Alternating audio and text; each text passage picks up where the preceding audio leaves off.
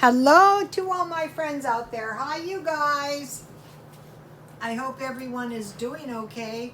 This video is how would a basic income happen to us and what would a basic food plan be? I've been working on this for a while. Okay.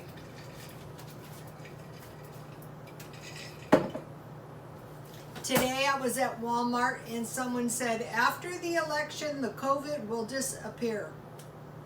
I hope so. But what I start doing, because these masks are pretty much useless, I'm putting some paper towels inside of my mask because some particulate matter got caught in my mask, and when I wasn't in the bathroom I could still smell it. It had to be coming from the outside of my mask. So what's going to happen with the teeny tiny viral particle? So after the election, the COVID will disappear, which would be nice. But then maybe something worse will happen. And so I thought, yeah, because it's always something like what? How about an economic collapse or a famine? Okay, I watched a pastor and I can see what he was saying. We've been going along all year long, and some people have been preparing, stockpiling, getting ready for this, getting ready for that, and others haven't. So say you're a long distance runner and you're in the fourth portion of the race. You cannot run 3 times faster than running your fastest the fourth lap of the race. So fortunately, you know, we all love sports because now and then it does happen. So say if you haven't stockpiled any food and you're going, okay, I'm screwed, it's the fourth quarter, there's nothing I can do, I don't have any food in my house. Well, there is something you can do. This, I can't do anything, thing has to be abandoned. There is stuff you can do right now in the fourth quarter, and you want to do this too if you don't have food in your house. Okay, you can go on welfare, you can go to the food banks, you can go to the pantries, and you can go to the churches. Okay, in California, we had, when I was going to the food pantry, we had a food pantry and a food church, and you could go to 2 in one day. In fact, those operated 4 times during a week. So there is nothing to stop you from getting food for free virtually every single day of the week. In fact, I try to make my friend do it because there was no food in her house. I mean, when I looked in her refrigerator, I wanted to scream. It was clean though, that's more than I can say. But there was nothing in the refrigerator or the freezer, nothing. That was horrifying. So now let's talk about the universal income or the basic income. Okay, what it would really be is it would be like welfare for unemployed people. And I don't think that's really a stretch for us to imagine how that would happen. So your basic income or your universal income would be an income given to you by the government because you don't have a job. And people who don't have a job would accept that. They're accepting unemployment right now. So in order to control this income, they would probably digitalize the income. Right now, if you're on EBT, you have a digitalized dollar amount on your card. People get very hysterical about that. So most likely you could get off this universal income if you found a job. Okay, so now there are 4.7% people on disability. You can fact check this on Safari. There is 1 in 6 on Social Security, that's 16.6. There's 21 million people collecting unemployment, 7.9. And there is 19% of the population on welfare. So you get an idea, this is a huge amount of people.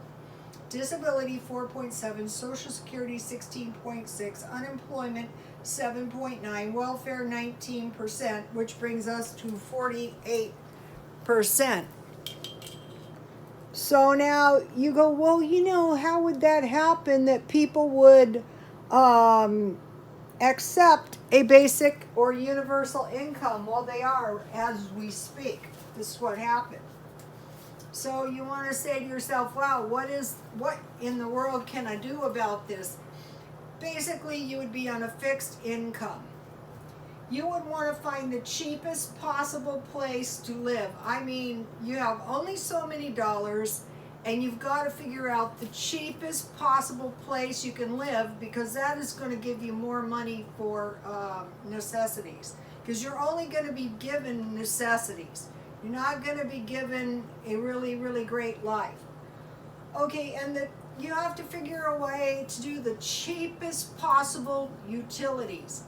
Okay, what you would do is you would turn all the breaker switches off except the refrigerator during the day, and you would only heat one room. You have to have heat or you will die. And if you live in one of these cold places, you have to have a source of heat. Bad things going to happen this winter. So turn all the breaker switches except the refrigerator off during the day. My neighbor, all he had was Christmas lights. Find the cheapest car you can with the highest gas mileage. Right now the gas is low, but it's probably not staying that way. And then if you can afford a van for evacuation, that would be best. Okay, now in Mexico right now, things are very, very bad. They're saying if the coronavirus doesn't kill us, hunger will. So what is the problem? No meat, no milk, and no bread. So that's what we want to stockpile just in case this famine type thing starts spreading around. Okay, and another thing in Latin America, no chicken. That's bad too. But chicken is meat, but still. So then I looked up where else in the world are they having famines as we speak. Mexico, our neighbor, northeastern Nigeria, South Sudan, Somalia, and Yemen. And the poorest state, the hungriest state in the U.S. is Mississippi. So if you got some plans of moving to Mississippi, you might want to scrap those. Okay, so now, a long time ago, I was watching this video, and it was a farmer when this thing first started. And the interviewer said to the farmer, wow, you know, well, what are we going to do? And he said, well, people will have to get back to the basics of life, which would be food, water, and a clean, dry place to sleep. So I've been working on this for a long, long time. So for basic food, breakfast would be cereal and milk. You can survive on that. So what I want to do now is start reducing all my expenses and start finding, you know, acceptable ways that I can tolerate living cheap.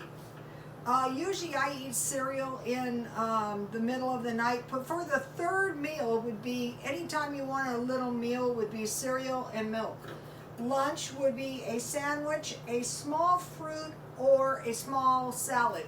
So for my salad, I want to have in mind, what am I going to do? I'm going to go to lettuce, tomatoes, and carrots. Carrots are cheap, 2 pounds out here. If you don't have fresh tomatoes, you're going to use canned tomatoes or salsa. And then lettuce, and then some Parmesan cheese. That's a pretty decent little salad. Okay, for dinner meat. Okay, chicken, 4 pounds for $5 at Walmart. I find those are the legs. I find them to be good. I don't want to buy any substandard food right now. I want to make good use of all my food dollars. I bought some rotten produce. I'm not going there anymore. Hamburger, this is Walmart, 20 part soy burgers for around $11. So that's about 50 cents each. So I have chicken, hamburger, and then on bacon, I was buying bacon ends, but I thought if I have to rely on this bacon for food, I'm gonna just go to the Black Label Bacon and I'm gonna buy it from Walmart. And then for my carbs, I'm gonna go potatoes, rice. I used to go sweet potatoes, but now I've added pasta. So let me give you a list. And so this is so you can get basic food in America and you won't starve. I bought a 10-pound bag of potatoes today at Walmart for $5. You do not want to be potatoless. Okay, for now, for the vegetables, you're just going to find basic vegetables, 3: green beans, corn, and peas. Then you're going to stockpile. You're going to make sure you have bread, butter, and milk. And then for fruits, just go for 3 fruits: bananas, apples, and oranges. If you want to stockpile applesauce and orange juice. And then cheese, I buy the blocks of Velveeta cheese and margarine. Then you're going to need some tuna, because you need some amines and some nuts, because you need peanut butter. And then I put jam, so you could have that for a little fruit if you have biscuits and jam, pancakes and jam. And then for cheap drinks, tea and cheap soda. So here is this in case you want to take a screenshot. Most of my followers know this stuff, but the way I do this, as the Lord leads. Okay, so now if things are getting very tight, go to stews, soup, and beans with bread. You can get by on that. That's come down through the ages. And I got a good video on my Twitter, or you can look it up for yourself, how to make soup for the poor, the Victorian way. And it's pea soup. And I thought, wow, I think this recipe is better than my recipe. Although I do have a good pea recipe with sausage. I've already done it, but I'll try to find it and do it again. Okay, so now... No.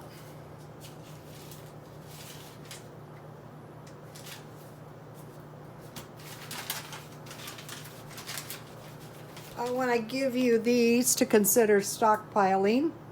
I suggest just buy 1 or 2 extra per day. And somehow, you know, like at the Dollar Tree, a bag of flour or beans or rice. And during the potato famine, the lack of this food starved the people. So you want to make sure you can stockpile that if needs be. Okay, now I want to talk to you a little bit about the election. Okay, and then I stockpile these. This is just my opinion on, you know, vote who you want. Okay, so now what I do is I do a search on Safari. And I put, like, say this one, Proposition 15, California, and I read all the particulars because sometimes they're worded tricky. Like this one says, Proposition 15 increases funding resources for, here's what we're getting the increases for: public schools, community colleges, and local government services by changing tax assessment of commercial and industrial property, innovated constitutional amendment. Well, it mentions under Safari that some of these schools are undeserving, and furthermore, it is also a tax on farmers. Why this is bad is because that's going to come right back to my front door and tax my food.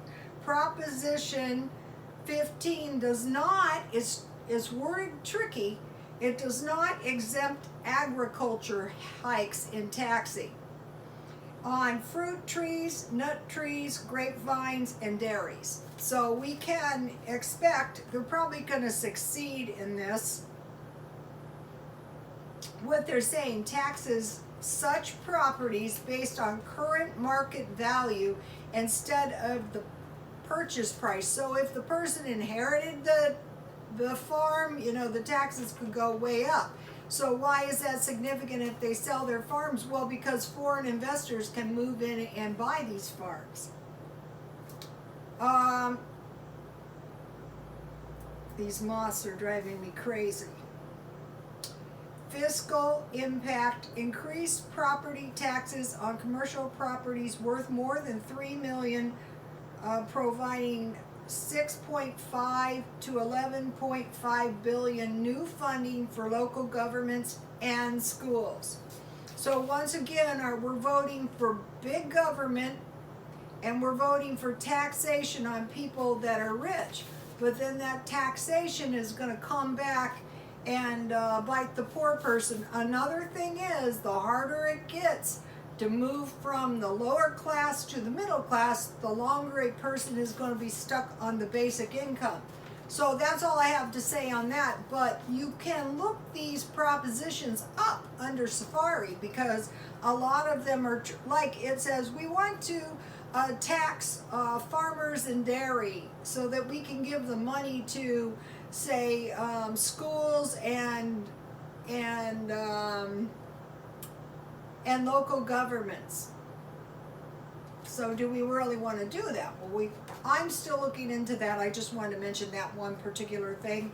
Another thing is, if you have a lot of fruit trees, say in Southern California, like orange trees, they go, you can't claim that as income because you don't actually sell any, but that doesn't mean they can't tax you on that. And another thing is, like on horses and pets, unless your horse is actually earning, he is, you know, not taxed. He is not providing any tax benefit either. Okay, you guys, please like, comment, and subscribe, and God bless you all.